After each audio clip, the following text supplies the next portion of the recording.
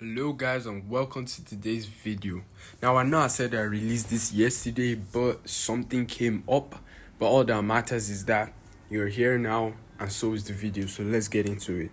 So Boruto chapter 5 is a lot of dialogue and a flashback that give us some insight and a lot of other things. Like I said in my post, I'll be dropping 2 other videos with this. So when you're done with this, make sure to go check it out later. Alright, let's get into it. So on the first page, we see long-haired Boruto and Sasuke training. Sasuke tells Boruto that they've done enough, that they should take a break right now. Boruto then asks Sasuke what he thinks about his Uchiha style, as in the method of the way he has been fighting and training. Sasuke then tells him that this past year that Boruto has done well and that he has taught him all the moves and methods that he knows, which is really crazy considering that Sasuke is the one of the 2 most strongest people in the world, and now Boruto has his whole moveset. Boruto is now in disbelief and asking whether he's joking. Sasuke is of course not joking, and that's crazy that in 1 year Boruto caught on so quick and he caught on so well to learn everything Sasuke knows. That's crazy, to be honest. Boruto then says that he knows Sasuke is not joking and that he has actually never really heard Sasuke crack a joke before. Sasuke then praises Boruto, calling him a genius, and he tells him that his training is of course not over, that he should continue to hone his mind and skills, and that the theoretical way to use them are in his head already, which means that we can see Boruto with Sasuke's moves but applied in his own way. That's going to be very crazy once animated. So Sasuke then tells Boruto that for whatever he makes of his teachings is up to him in the end, and he then tells him that he's a lot like Naruto, and that Boruto has the same determination that Naruto once had when he was trying to bring him back to the village. He then tells Boruto that it no longer matters to him who Boruto actually is, that he knows something is going on. He has a gut feeling that something is going on and that only he and Sarada will be able to stop it. The panel then shifts to Sasuke catching a fade and Code taking an L. Then Sasuke tells Boruto to hurry up and fuck out of there.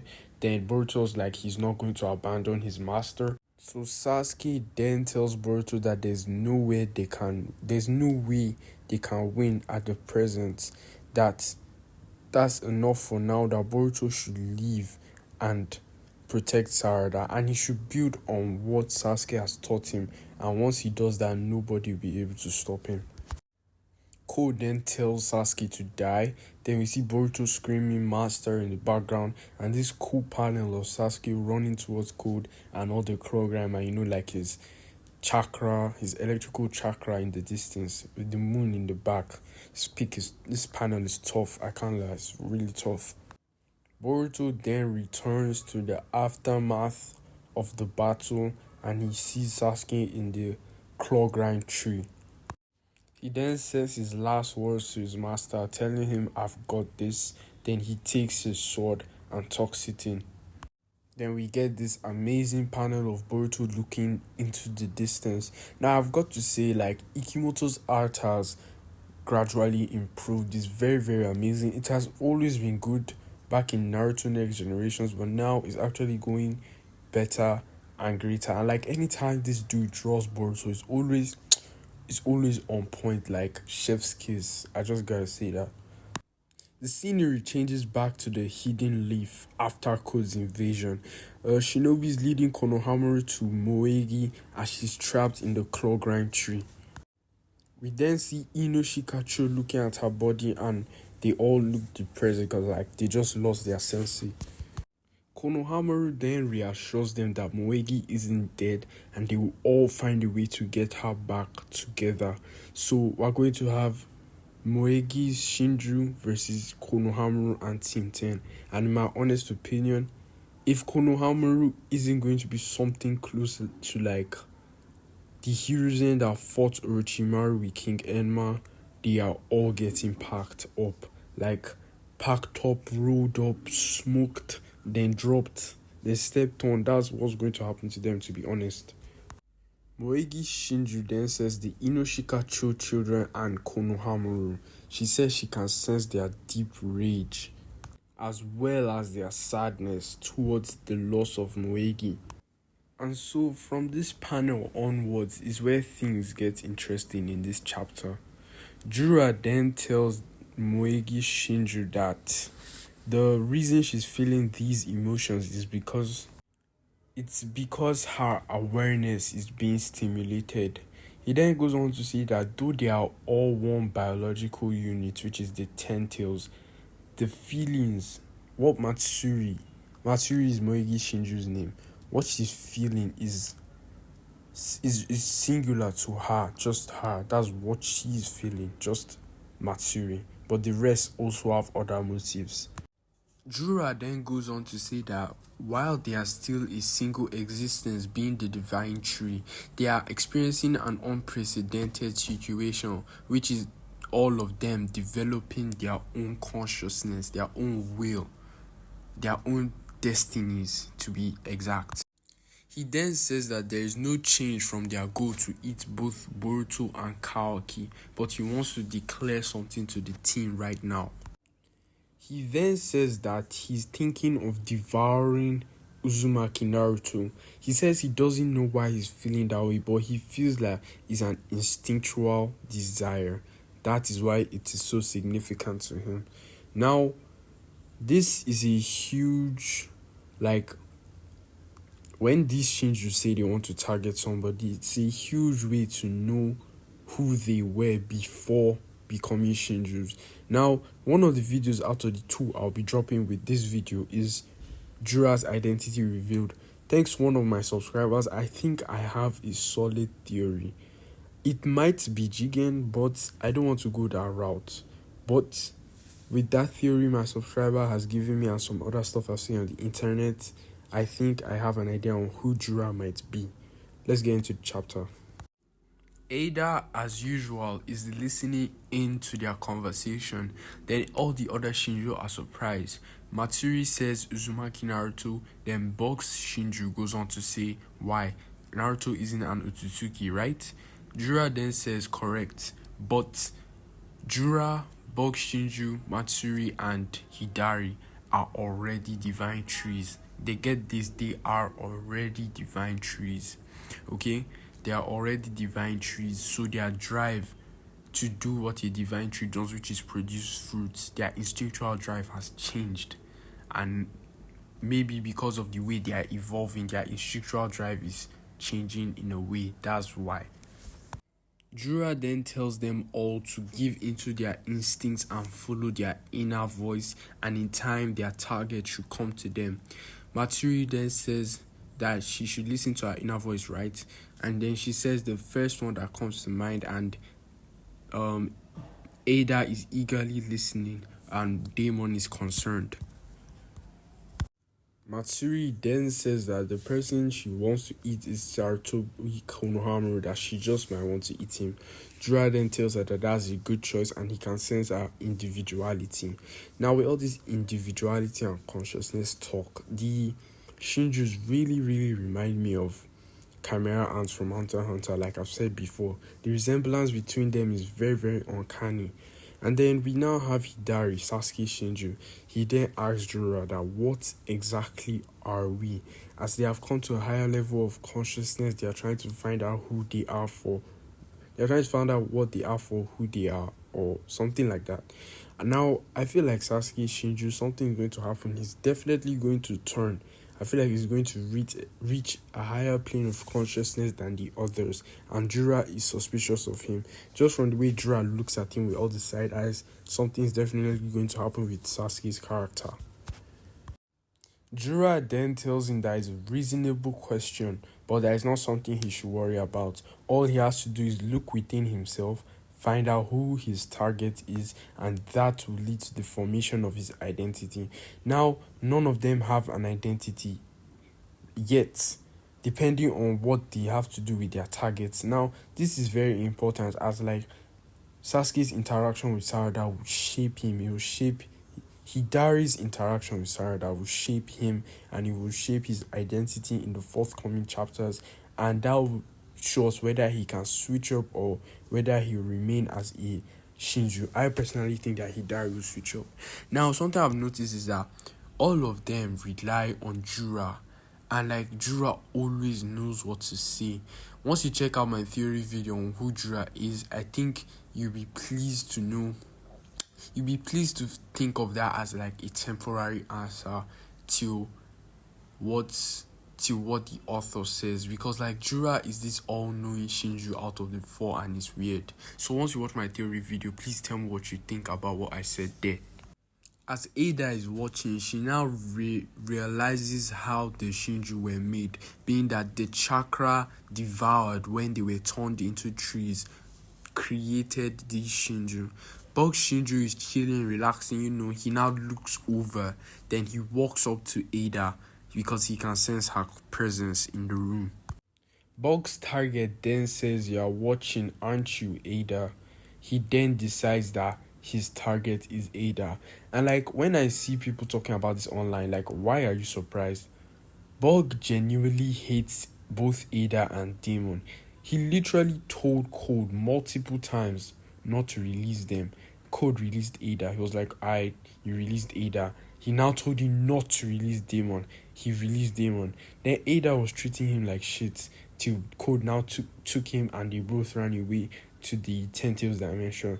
So like for Bug to go after Ada is not like, I'm not surprised. He doesn't really like her, maybe because of that love charm. That's the only thing. So like as you can see, Muegi went after people she loves. Bug went after someone he hates. Ada then gets startled and scared. Then Demon asks her what's up. She doesn't reply, and she comes back to like where she is in time. Now Jura says the Senrigan, interesting. Then Hidari says Uchiha Sarada. His target is Uchiha Sarada. Now 3 points in this one panel. These claw grimes are evolved so much. I don't really even know whether they're actually taking the memories of the people, because I don't think so. From the way they are looking for an identity, I don't think, maybe they take the memories but they are not like really flowing through them right now or something. Anyway, they are aware of the Senrigan, and they can sense the Senrigan user's presence, which is crazy.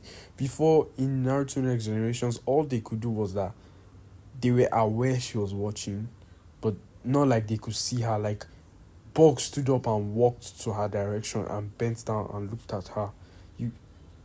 Unless they say he didn't see her, they really saw her. And Jura knows exactly what the Senrigan is. Now, as I said before, Moegi went after someone she loves, Bug went after someone he hates, and now Hidari is going after someone he really, really loves. Now, this is my theory on why Hidari must switch up. Straight from classic Naruto, we know Sasuke has been all about ties to his parents, ties to his clan, ties to Itachi, ties to Naruto. Now, even if I really like how the Boruto series always calls back to his predecessor. If you notice, because of what Sasuke went through, because of the trauma he went through, he decided to have only one child, being Sarada. Just in the slightest 0.0111 possibility that Sarada will have an older sibling, and what happened to him is what will happen to her. He didn't want that for her, so he decided to only have one child. And you can also see with Naruto grew up without parents, without siblings. He was always lonely, so he decided to give Boruto a sibling. And like that's something I don't think the fandom talks about enough. Like they really, really didn't forget the roots they came from with the characters that they created. This is another hint that Kishimoto is writing Boruto. Anyways, as I was talking about the ties, Sasuke's whole character has been about ties, and about cutting off ties, making new ties with Naruto, So I think his tie with Sarada is going to make him switch up. It's going to make Hidari switch up. Sarada is going to make Hidari switch up. There are only 3 people in the world that Sasuke has the strongest ties to, being Itachi, who is dead, Naruto, who is sealed, and Sarada. Sasuke says Sarada is literally the person holding him and Sakura together, holding their marriage together. Sarada is the bond between him and Sakura. Sarada is the most important person in Sasuke's life, and that's who he's going after. And remember, Jura said, once you realize your target and once you've gone after them, then will your identity be revealed to you. So I think something is definitely going to happen with Hidari, and Sarada is going to be the main catalyst to make him switch up. Jura then looks over at him and tells him a good choice. The scenery then shifts back to Konoha, and we're in Amado's office now. After 4 whole chapters, Amado is finally making a comeback, and a comeback with a revelation. Sumire is eagerly looking at Amado, and Amado notices and he asks her what's up. She then tells him that Boruto has returned to the village after 3 long years. Amado says yes, he's aware that he protected the village from Code's surprise attack. Then Sumire then says Konoha is still gunning for his life. Sumire then recalls what Amado said about Kawaki's karma when he was remaking it, all that talk about his daughter's DNA in it. Then, after telling him that Konoha is gunning for his life, Amado says he can't be helped, he killed the village leader. Sumire then tells him that why is he so nonchalant about it, that doesn't he need Boruto's karma to revive his daughter. Then Amado goes into explanation of what's happened straight from where Kawaki was released, straight from the Kawaki arc to now. He says he sprung Boruto out of Kara's clutches with the help of Kashin Koji to take down Ishiki. Then after Ishiki's death, he reconstructed a karma with his daughter's DNA, because karmic resurrection is the only way to create a soul, to recreate a soul originally as it once was. Then he wants to use Boruto's karma to revive his daughter. He then asks Sumire that that's where she's getting at, right? Then Amado then reveals that Kawaki has a karma, yet his body is a scientific ninja too, and no one knows who made his body like that, despite him being the Hokage's son. Amado then says, but the truth is clear, that he's the one who modified Kawaki's body. Sumire is then surprised by Amado's revelation, and Amado explains it to her in simple terms. The same way an artist will leave a mark on his artwork is the same way a scientist will leave a mark on his own work, that he knows if he reconstructed a karma or not, and the modifications done to Kawaki's body can only be done by him. Okay, so he then says that the special karma that he reconstructed is somehow on Kawaki's palm. Now, the best part of this interaction for me was that I think when we start to talk about anime geniuses, I think Amado has earned a seat at that round table. For him to figure out what Shikamaru and Sasuke could not figure out. Shikamaru for 3 whole years, and Sasuke just has gut feelings, but he figured it out in one way. Even though he had pointers with it being his own work, his own handiwork with the karma and Kawaki's body, he still figured it out, even though his brains are telling him no, because he says scientists rely on facts rather than memories. So I think when we're talking about our anime geniuses, I think Amado deserves a seat in the discussion, to be honest.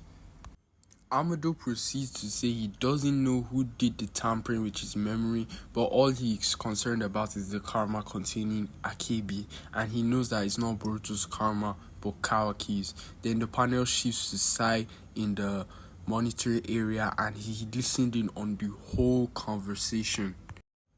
Then we find out it's not only Sai that was listening in, but also Shikamaru. Sai then asks Shikamaru, what do you think about what they just said? Then the panel shifts to Sumire and Sarada. Sumire then explains what just happened with Amado, and Sarada is surprised that Amado can figure out that his memories were rewritten just from physical evidence. Sarada is still surprised by how Amado could choose physical evidence over his own memories, because They even showed the people of Konoha a family photo with Boruto in it, but the people chose their own vivid memories of Kawaki rather than Boruto, and they still chose Kawaki over Boruto. Then Sumire says most people will use their vivid memory rather than physical evidence. That is not everyone who will choose physical evidence over their memory. Then Sarada then remembers Sasuke back in chapter 80, choosing her over his memory. Boruto then pulls up in style to Konoha again, where he's like the most wanted person. He then says, "Old man Sasuke, or rather, Master Sasuke believed in me." Sumire and Sarada are about to turn their heads. And Boruto goes on saying, while still doubting his memory, he risked his life to save mine. Then Sarada turns around. And Boruto continues that Sasuke saved his life for her. Then she runs into Boruto's arms and she hugs him, and Sumire is just standing off watching. Now, remember I said I'm releasing 2 videos with this, the recap video, which is this one, the Jura identity video. Then the last video I want it to be a surprise, but I can tell you is related to this panel right here. Now, I don't know why Boruto Sarada fans are just like eating this up. Boruto and Sarada are like known best friends. For them to hug is not weird, it's not indicating anything, but whatever rocks your boat, to be honest. Even Boruto is a little surprised, but he eventually calms down because like Sarada is his best friend, and then Sarada tells Boruto that he's late. For me, this feels like they've been keeping contact or something, but maybe it's just me, I don't know. She then tells him that he's late. Boruto hugs her back and then says, "Sorry, I'm home now," and the chapter ends there. Now, for me, this was like a 10-10 chapter, like the best out of the 5 currently released. And like Boruto being back in the village, and with what both Shikamaru and Sai, with what they've heard, I think Boruto might stay. Maybe not. You know, he might decide to live on his own again. But we'll see what happens. And what's crazy now is that Konoha is going to turn into like a sort of Big Brother. If you don't know what Big Brother is, it's a reality TV show, and like they bring contestants from different parts of the world to be in it. So like with Boruto back, plus Mitsuki out for him, Kawaki out for him, Shikamaru and Sai know the truth. Koji is Boruto's back. Like, it's bound to be very interesting, and I can't wait for chapter 6 on January 20th. Okay guys, we've come to the end of today's video. Thank you so much for watching, and thank you for 187 subscribers. Be sure to check out the other 2, Jora's Identity and the surprise video. They'll be dropping tomorrow at 2 p.m. West African time. Check it out, leave a like, and tell me what you think about my videos in the comments. Peace out, and I love you all.